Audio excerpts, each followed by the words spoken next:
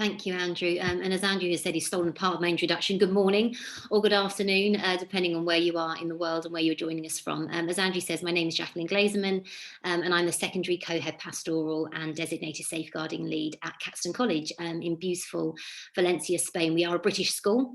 And to give you a bit more context about our secondary school in particular, we're a 4-form entry, actually growing to 5 forms in 6th form this year. So we have 5 forms in year 12 and we'll have 5 forms in year 13 next year as well.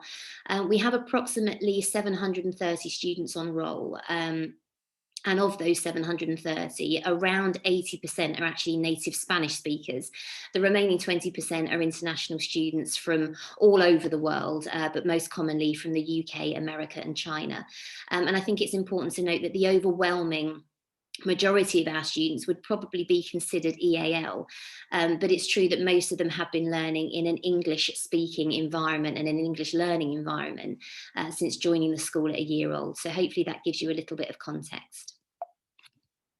Just move on to my next slide. Oh, there we go.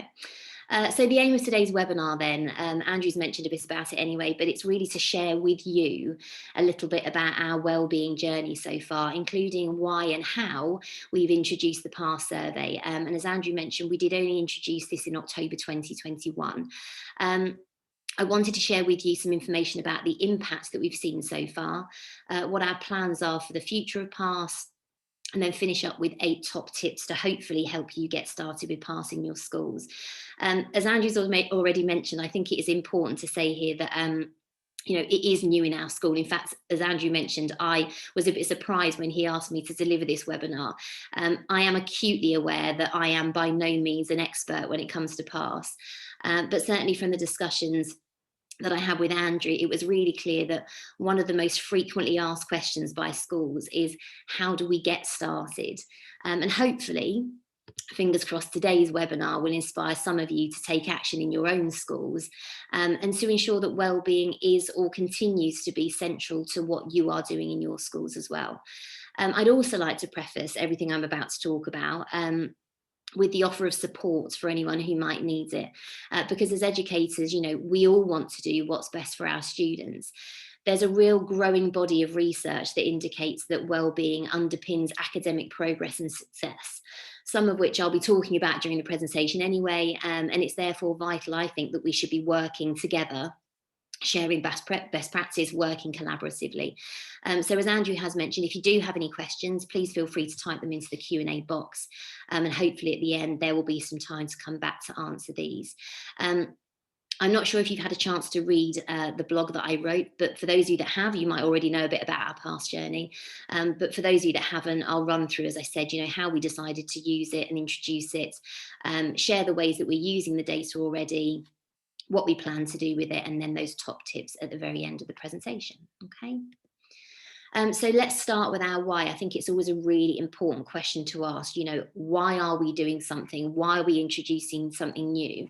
What is the benefit going to be to our young people? I'm a real firm believer in evidence-based research, and I could probably talk just for an hour regarding the research surrounding young people's mental health, the impact of COVID, but I want to just focus on a few key pieces of evidence that really led us to our why. So let's start with the research then regarding the increase in mental health issues, as well as the decrease in wellbeing. I'm sure you're all more than familiar with this. The first piece of research here then on the left, a Young Minds report back in 2017, so this was all pre-COVID, already identified this growing mental health crisis in schools in the UK. And actually 90% of school leaders were reporting an increase in the number of students experiencing anxiety or stress during the previous 5 years. So that was pre-COVID. An article then written by the British Medical Journal in March 2021 stated, I'm going to read this to make sure I get the quote correct, the evolving consequences of the pandemic are set against long-standing concerns about deteriorating mental health among children and young people. Although children are at lowest risk of death from COVID-19, concerning signals remain about the pandemic's effect on their mental health. And I think this article for me really highlighted what has been a perfect storm between these steady increases in concerns about mental health, coupled of course then with a global pandemic that nobody could have predicted. And then the final piece of research here in this area, Dr. Sunyalatha's research, indicates that adolescents at high achieving schools, so schools like our school, suffer from symptoms of depression and anxiety at rates 3 to 7 times higher than national norms for children their age. And I think as a school, we then had our own evidence to support this concern about growing mental health issues. We look back through our safeguarding records when we returned to school, and we could see ourselves a 140% increase in mental health concerns that had been logged across term 1 and 2 in 2020 and 2021 compared to the same period in 2019 and 20 just before schools closed. So based on that Young Minds report, we were very clear that this wasn't just COVID. We knew that there was going to be a ripple effect that we would probably be seeing for many, many years to come. And the second area of research that I just want to touch on is about the importance of relationships in improving wellbeing.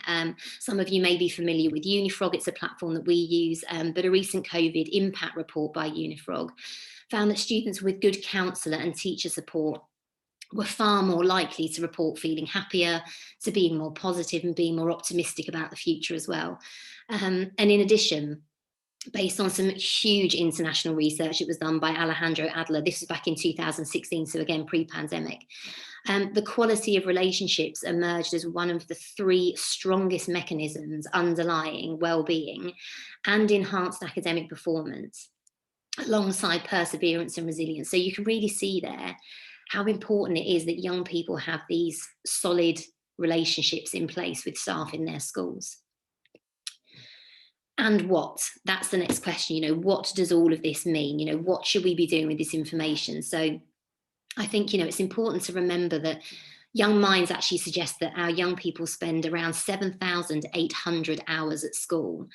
And I think, if that is true and the numbers are correct, as educators, we are in an ideal position to be promoting good emotional well-being, to be building those essential skills to help young people face and overcome life's challenges, and to ensure that young people are making progress and succeeding, whatever that success might look like.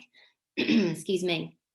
And I think as a school, we'd always had very strong pastoral systems and support in place anyway, but we recognised that we really needed to focus on something that was perhaps a bit more preventative. We knew that we wanted to find a way of assessing our students' well-being, of enabling us to target interventions much sooner. And what we hoped was that in the long term, then, this would lead to positive impacts, not just on well-being, but also on behaviour, on progress and on attainment as well. And we also knew that we wanted to really focus on developing those all-important student-teacher relationships that we recognise are fundamental to young people feeling cared and supported. So we chose PASS because it felt like the perfect complement, if you like, to the other wellbeing initiatives that were already in place at our school. We were already using Cat4 as a school, and I'd been aware of PASS for some time. And certainly having read through some of the case studies on the website, I contacted our account manager. So I want to give a big shout out here to Tom, because he was fantastic. Tom was able to put me in touch with other similar international schools, so I could really talk through how they were using it, what they were doing. I think it's really important to check that it's right for your school, to ask all of the questions that you need to ask to make sure that you're making the right decision on these things. So how have we used PASS then? So a bit of the kind of logistics of what we're doing and how we're using it in our school. I think it's true, and I mentioned this in my blog, that data that PASS can generate is vast. And there are so many ways that it can be used. Just reading through the case studies, you can certainly see that there are schools that are 3, 4, 5 years into their PASS journey, and they are doing incredible work with PASS. And I think sometimes, when you're first starting out, that is the biggest issue with PASS, is actually knowing where on earth to start. What do we do with this? So this is what we did as a school. We focused initially on how our pastoral team could use the data. And in line with some of that research that we've been looking at, particularly Dr. Sunyalatha, there was a suggestion that educators in high achieving schools would do really well to assess their own school students. So we decided to survey every student in the school. And interestingly, actually talking to GL Education, that's the same advice they give, because I think, if we just test the students that we are already concerned about, we're risking missing those hidden students who are so important to find. So surveying the whole school allows us to gather that data to assess the general wellbeing climate of the school, but it also allows us to look at wellbeing on an individual level, on a class level, on a year group level, and then obviously on that whole school level as well. We decided to facilitate this. Maybe you can do this in your school, maybe you can't, but through a whole school extended registration, which was supported by form tutors. We really felt that we wanted to demonstrate how important we felt the wellbeing survey was. We didn't want to cause too much disruption to teaching and learning, but it also meant that by facilitating it with form tutors, they were with that member of staff that they already have a very strong and generally positive relationship with. In terms of timings, we did set aside 30 minutes for the whole school process, bearing in mind, of course, that 80% of our students would be considered EAL learners. But for the record, actually, most of our students, even our year sevens, were finished in 15 minutes. So it really isn't something that you need to find huge amounts of curriculum time for. We did provide a brief guidance presentation for staff to use because we wanted to ensure that there was consistency about the explanation of the survey. That also helped us to ensure that PASS was put into a clear context so that students knew that this was going to be used internally to best support them and their learning, that it wasn't going to go beyond that. And I think the other thing that was really important in our school was that it was essential that students knew that this was not a high stakes test.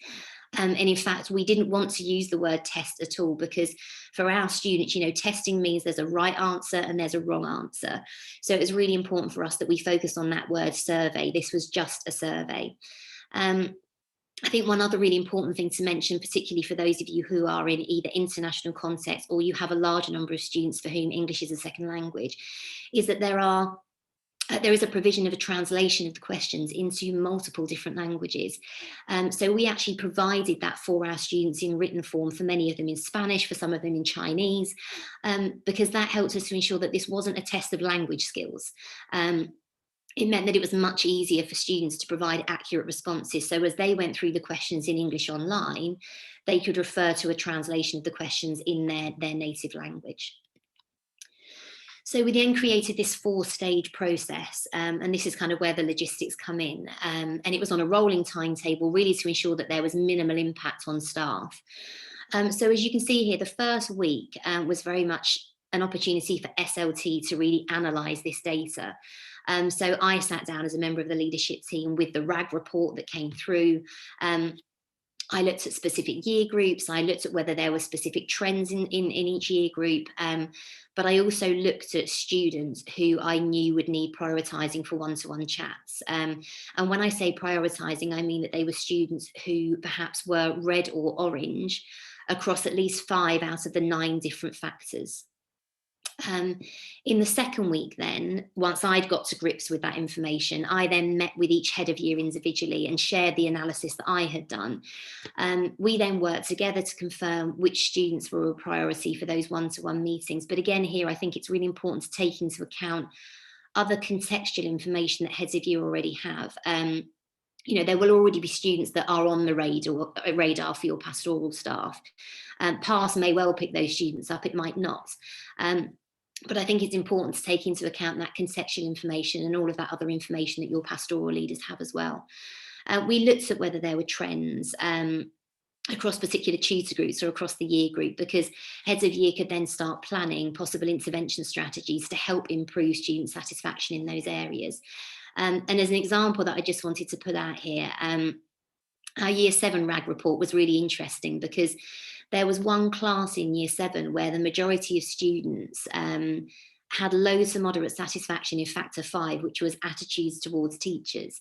And what was really interesting about that was that the head of year 7 had been receiving a number of comments from staff about this class in particular, about their behaviour, about their attitude to learning, about their kind of general, just generally how they were behaving. And it was interesting to see that perhaps that year 7 class were picking up on their teachers' feelings about them. And I think, having that data and the prompts questions and the suggested interventions meant that the head of year was able to suggest just some really small changes that teachers could make to their everyday practice in order to try and build and nurture those relationships with that year 7 class. And I think the fact that past suggests strategies means there's no excuse not to try something new. There's always something there that you can try. Moving on to week 3 then. Week 3 then was when heads of year met with their year teams, and this was just in their regular meeting time. So they set aside one meeting just to look at past data, so that the head of year could identify which students the form tutors were going to meet with, which students they were going to meet with, and to make sure that those were all allocated effectively. Heads of year also shared the past intervention questions for each factor, because that meant then that tutors could actually look at the students, look at their outcomes, and then prepare and tailor the discussions to the most pressing factors. Again, we are fortunate as a school that our tutors are allocated additional periods for being a tutor, non-teaching periods. So they were able to use those non-teaching periods and that, to plan those meetings. And then in the 4th week, then this was what we called our mentoring week in school. We organised for registration to be covered by what we call our support tutors, so that freed up time during registration time for tutors to actually be able to have a meaningful conversation with tutees. What we didn't want was tutors trying to organise registration at the same time as taking a child out here and there for a conversation, because we knew that wouldn't give the time that they needed. So it was really important to set aside time for these meaningful conversations. We also didn't want staff to feel like they had to have all the answers. We don't have all the answers. As adults, we often want to have the answers and the solutions. But we didn't want workload to become unmanageable either. What we really wanted to focus on was staff just opening up a conversation with students, because our feeling was very much that sometimes just knowing that there is an adult who cares, that has recognised that perhaps you're struggling, is often enough just to make a positive difference to those students anyway.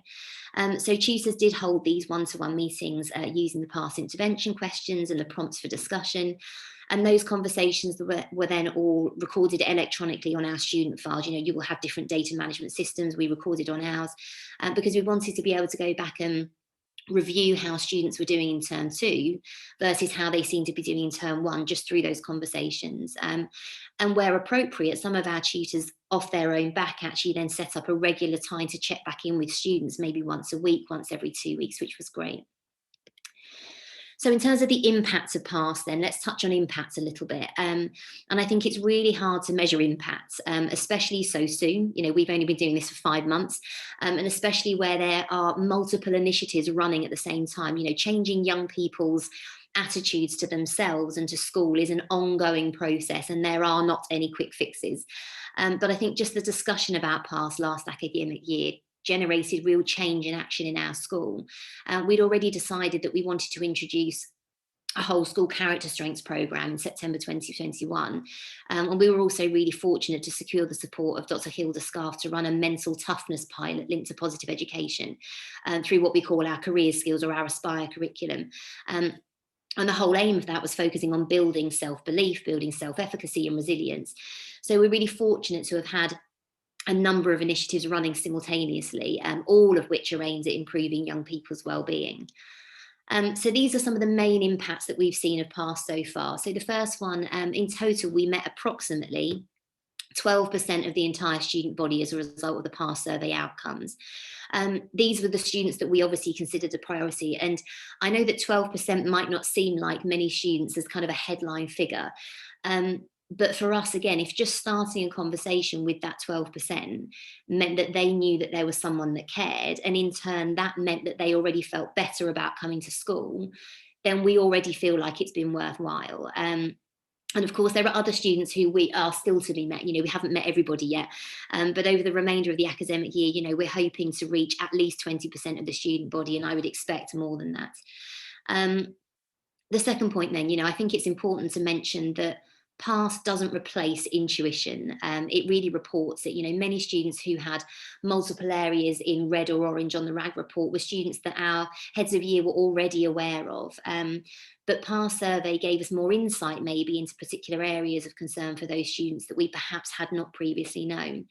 And while some students recognise that their responses on the day of the survey, and this is one of the challenges of PASS, the responses on the day that they take the survey can be influenced by one-off events that happen on that day. So maybe there were students that had a big exam coming up that day or that week.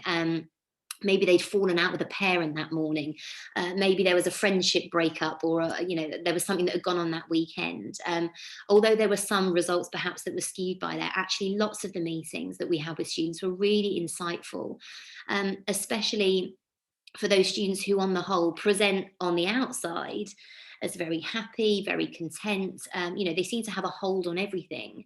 But suddenly when we opened up those conversations with them and they were able to acknowledge that things on the inside were not as they appeared on the outside, that for me is one of the biggest benefits of PASS, uncovering those hidden students who are flying under the radar because generally they're doing okay on the surface. And as we mentioned, those are the students perhaps that it's most important to uncover.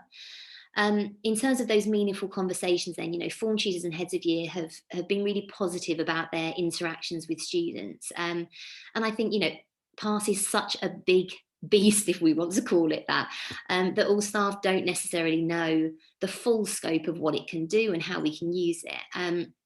Lots of the comments that came out were that they just really enjoyed the conversations with young people that PASS had generated.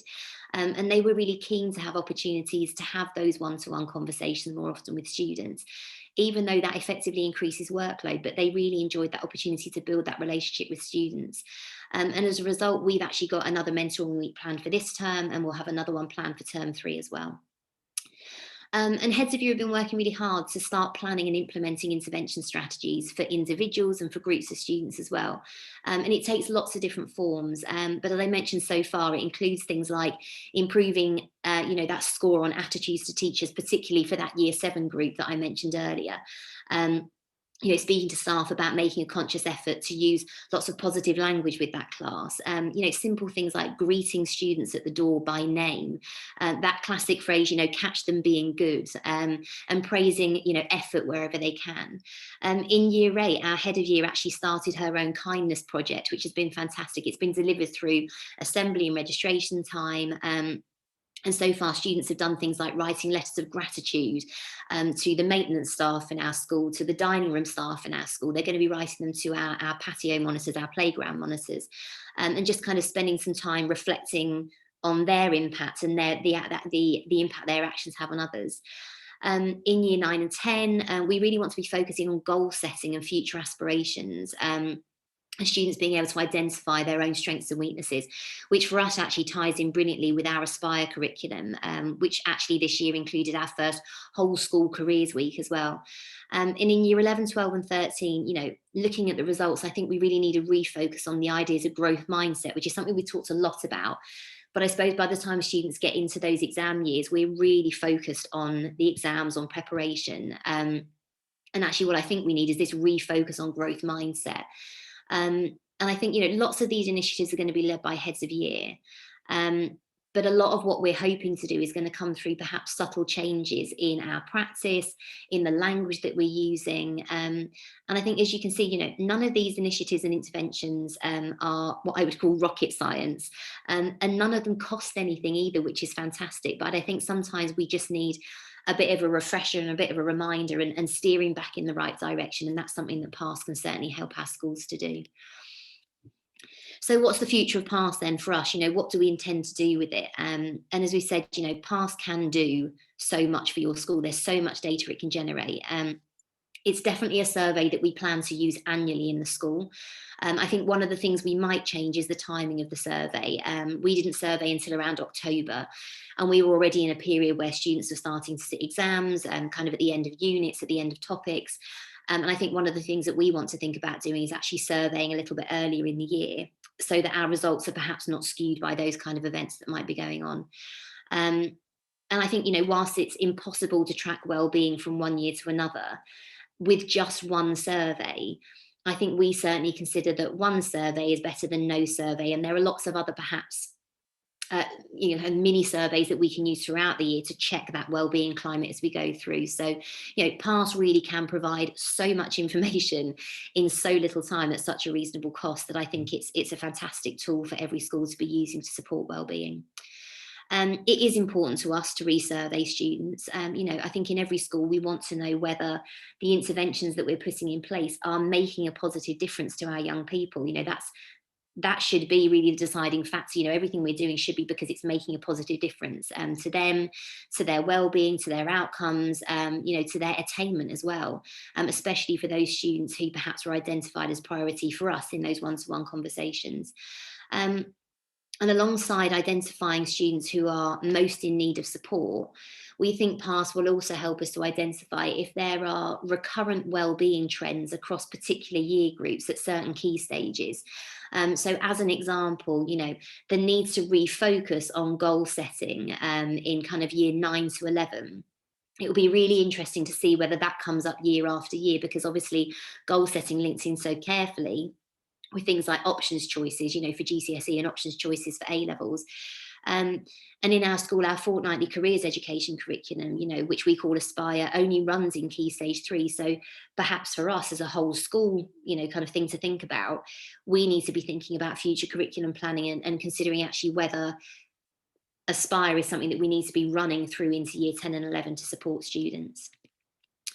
One area that we have already started making inroads into is the triangulation of data and the past data with Cat4 data, and making this accessible and useful for staff. And I think this is something that's probably going to be one of our main focuses over the coming months. We have a new assistant heading role who has responsibility for data, and he's already created, I've done a little screenshot of it here, these incredible spreadsheets for year 7 and 9 so far. Which include our Cat4 data, they include past survey outcomes, and you can see there are little tabs at the top where staff can click to get a bit more information on what each of these things mean. And it really allows staff to have this in-depth insight into our students. They can use that information then to inform their planning, to inform their differentiation strategies, and to inform their general interaction with students as well, so that they can try to get the very best out of every child. Myself and our assistant head are also currently undertaking the data triangulation course. And once that's completed, we're really interested to be identifying and supporting our fragile learners. So those are students who have these high Cat4 scores, and therefore they obviously have high ability. But they may have low pass scores, particularly in factor 2, which is perceived learning capability, and in factor 3, which is learner self-regard. So we really want to be able to boost our students' self-efficacy, their self-confidence, because what we don't want is low perceived ability or low learner self-regard to stop our students from achieving and exceeding their potential. And beyond that, who knows? We are, as I said, only 5 months into our past journey, so this could take us anywhere. But certainly for now, we're really happy with the direction that we're heading in.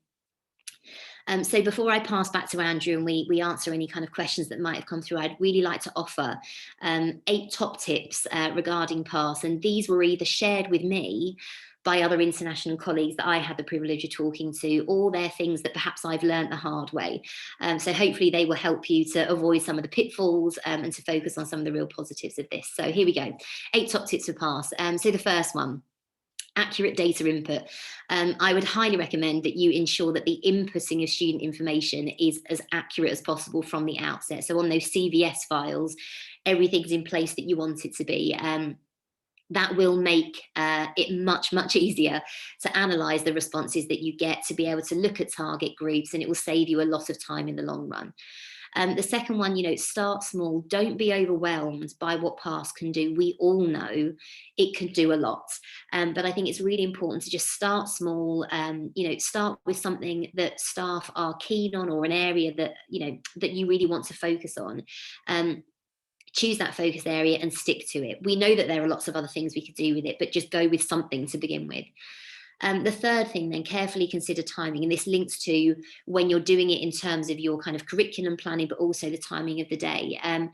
Asking students to complete the survey right before break or right before lunch means that they're going to be rushing through the survey because they want to get outside and spend time with their friends. And likewise, avoiding days or weeks in your school where perhaps there's a lot of high stakes testing going on is really important. Otherwise, that will skew your results. The fourth one, then, be aware of terminology. And I say this because we are an international school with EAL students, but being aware of the terminology and the questions. So have a look at the questions in advance and how that might be interpreted by your students, especially if they have English as a second language. And of course, while it's important not to influence students' responses, there might be a need to give some further explanation of some questions, particularly if your students are younger, or if they're EAL, as we've said. As an example, for us in Pass 4, which we use with our sixth formers, it uses the word tutors rather than teachers. And of course, our students refer to their form tutors as tutors. That's the person they see first thing in the morning. Their teachers are the people that teach them for subjects. So make sure that they understand that the word tutors means they're subject teachers. Otherwise, again, you're probably going to get quite a skewed response on that. The fifth one then, avoid using the words scores or testing. I touched on this earlier anyway. Sorry, number 5 is use translation. I've misused translations, apologies. Use translations, that's really important. So, the survey is in English. It can't be, done in other languages, but there are those translations into other languages. So make use of those, make them available to students. It's really helpful for them. Number 6 then, apologies, which was avoid discussing scores or testing. When meeting with students or when introducing the survey to students, it was really important for us not to use the words scores, results, tests, because if your students are anything like ours and they're very grades or outcome focused, it really undermines everything that PASS is about. Any link to testing or low scores or low results really is counterproductive to the whole point of PASS. So instead, I would really recommend that when you're talking to students about the outcomes of PASS, that you focus your discussions around areas of their school experience where they didn't appear to be as happy or they didn't appear to be as satisfied. Number 7 then, avoid reporting individual outcomes to parents. Students need to know that they can be honest in their responses, that these responses are just going to be used internally to help support them and their progress. They shouldn't fear the reaction of a parent because of the results of a survey, particularly if your parents are also very grades and very outcomes focused. So I think it's really important to make sure that, you keep it as an internal set of results. What you can do, of course, is share a whole school overview of the results with parents, maybe a year group breakdown, looking at kind of interventions or initiatives that you might be introducing, but certainly not giving a student by student breakdown of results. And finally on here, and this is the most important thing for me, reach out for support. I have found that in the world of well-being, colleagues are so open to sharing what they do. There shouldn't be trade secrets when it comes to improving well-being. So ask lots of questions. Collaborate with other educational professionals, because well-being, I think we can see from the research, really does underpin academic success, and ultimately we all want our young people to succeed, whatever that success might look like. So reach out for that support, ask those questions, collaborate with colleagues, and really share that best practice. So that's everything from me. Thank you so much for joining me today and for your time. I'm going to pass back to Andrew, and hopefully we can answer any questions that may have come in. Thank